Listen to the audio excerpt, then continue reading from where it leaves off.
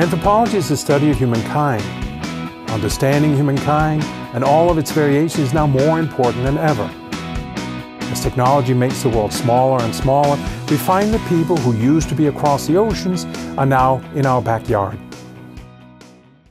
The discipline of anthropology is the study of humans in all of their capacities, and this is what makes it a varied field, because anything that humans are doing is a viable study for anthropologists. Well, one of the things I teach in my courses is a concept called naive realism. People all around the world are born into a culture. They assume that what their culture says is reality, and it turns out not to be true. One of the things that really interested me in the first class that I took was the potential for anthropology to help explain human behavior, to help explain why it is that we do the things that we do. When you try to understand other people and your relationship to other people, you have to understand yourself also. I think the seed for me was planted when I was 15. My family's from El Salvador, and my dad took me to ruins and stuff, and I knew nothing about it. I knew nothing about that side of me, even though it's part of my past. The anthropology department at Wichita State is made up of 8 very different anthropologists, all of whom are focused on one thing: a hands-on learning experience for students. My specialization is the archaeology of the Great Plains. Currently, we're looking at the ancestors of the Wichita.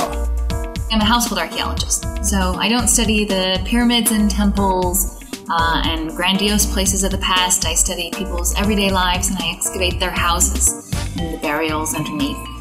I'm a sociocultural anthropologist who studies gender and globalization. I've worked in Zanzibar, Hawaii, and New Orleans, and most recently have started research in Bangladesh.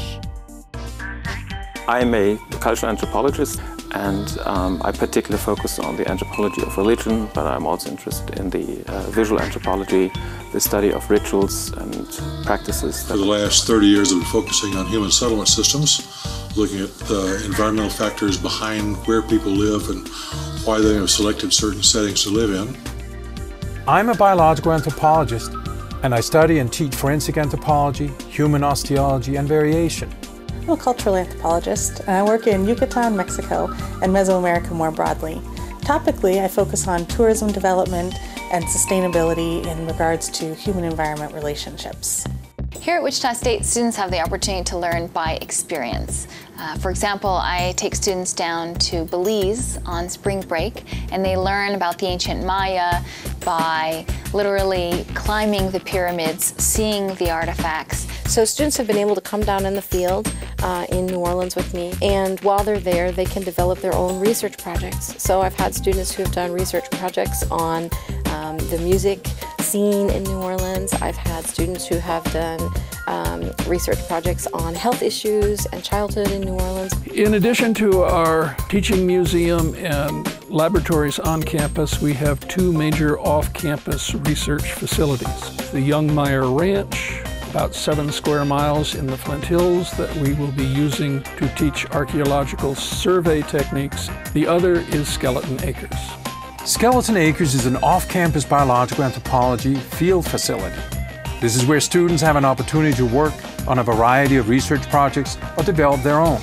Skeleton Acres is a very unique opportunity that is offered at very few universities elsewhere.